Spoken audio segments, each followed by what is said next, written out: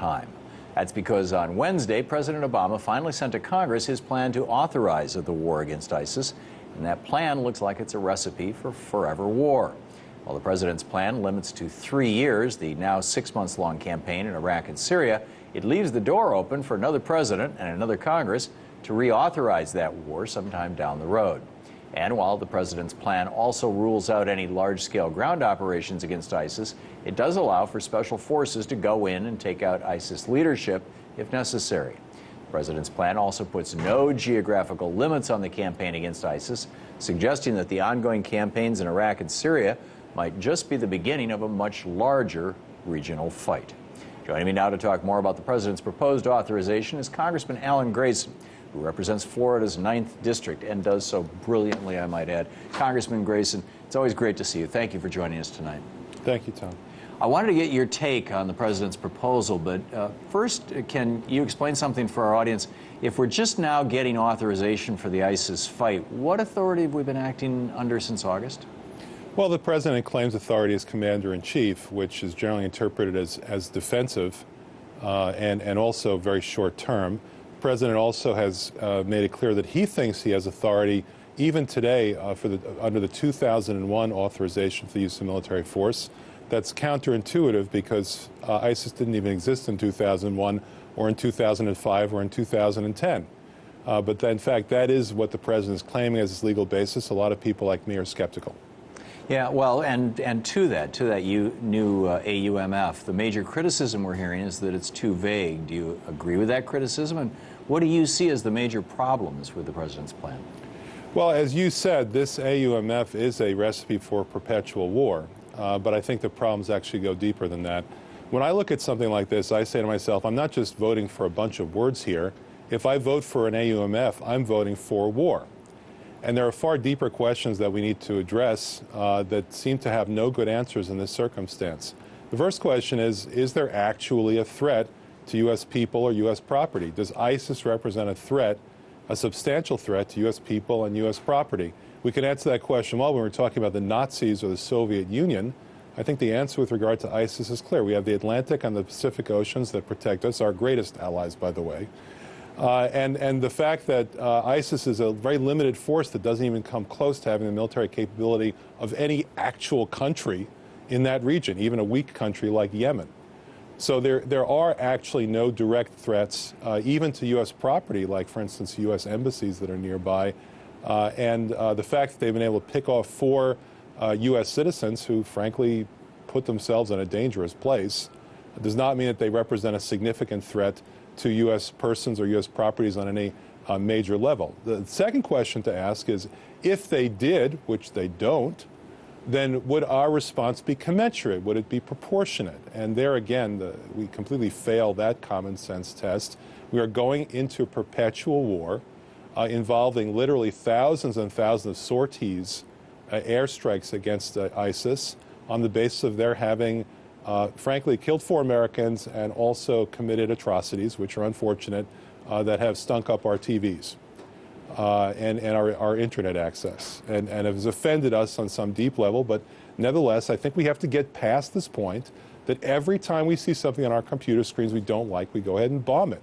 That is a recipe for national bankruptcy as well as moral bankruptcy.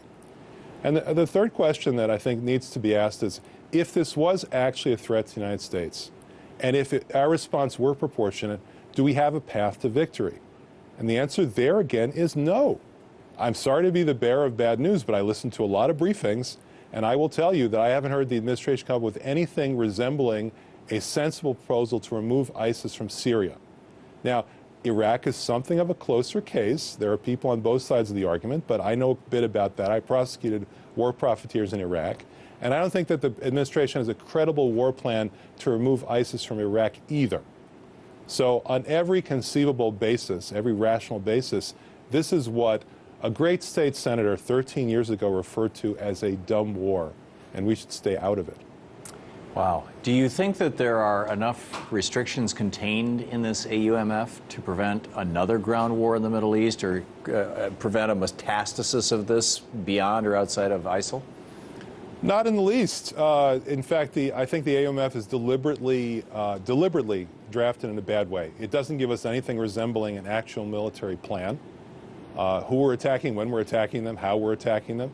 It doesn't have any geographical limitation whatsoever. The president literally could use this AUMF to justify military action within the United States, or Canada, or Belgium, or any number of other places. And the key limitation in it is that the only specific limitation is that it says that the presidents won't employ U.S. ground forces in an offensive capacity in an enduring manner. Now, to give you an example of how much leeway that gives him, Operation Enduring Freedom is now in its 14th year with no end in sight. So much for enduring. Yeah.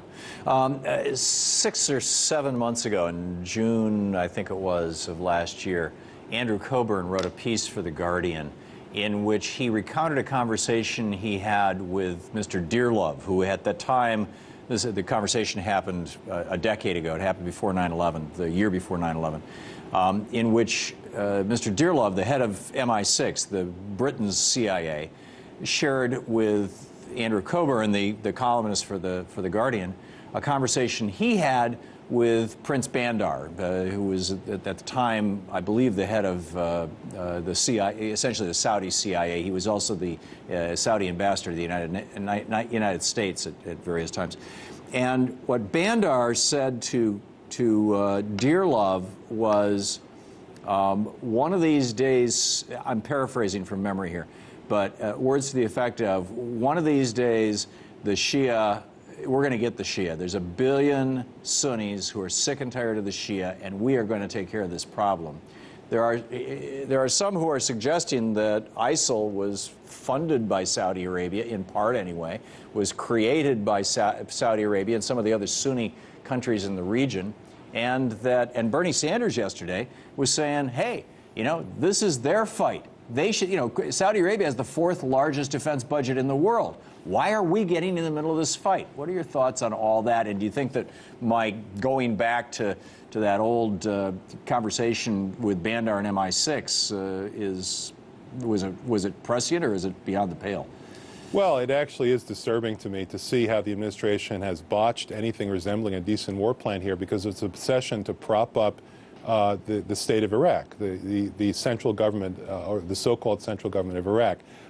Because Secretary Kerry told me last year that he had not even bothered to ask the other countries in the Middle East whether they'd be willing to provide ground forces to fight ISIS, I went ahead and asked. And I found that the answer was yes for the UAE. The answer was yes for Egypt if the UN authorized it, which it has. And now we find out that the answer is also yes for Jordan. I think if we wanted to win the war, we'd put together an international fighting force, either under UN auspices or under Arab League auspices, which would take advantage of the fact that the Saudis spend a fortune on their so-called defense. The Saudis are actually very unhappy with ISIS, I can tell you that for a fact.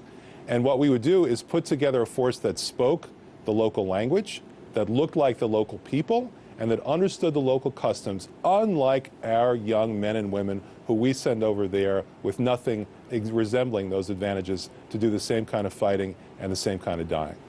Well, that's essentially what Dana Rohrabacher said. I mean, he didn't say it like that, but he said, I see no reason why we shouldn't enlist Assad in the fight against ISIS. Actually, it's quite different than what you just said.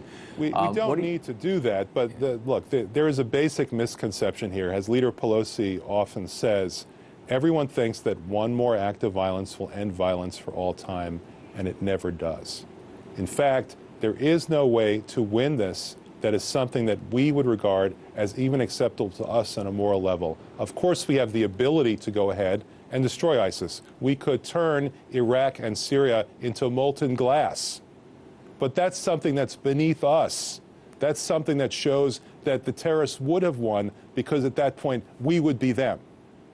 So the answer is, are we willing to involve ourselves in a 1,200-year-old civil war to the point where we win for one side or the other, or do we simply say it's not our problem?